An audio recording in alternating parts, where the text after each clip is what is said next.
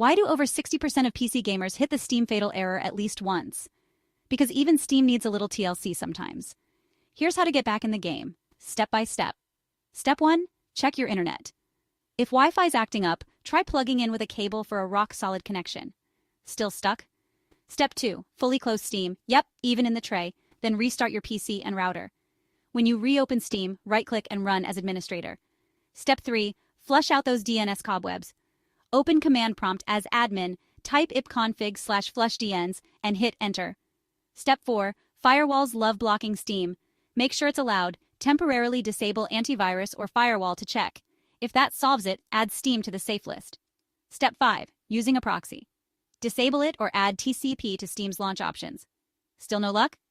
Back up your games, uninstall, and reinstall Steam. Bonus, try running Steam in compatibility mode for Windows 7 or 8.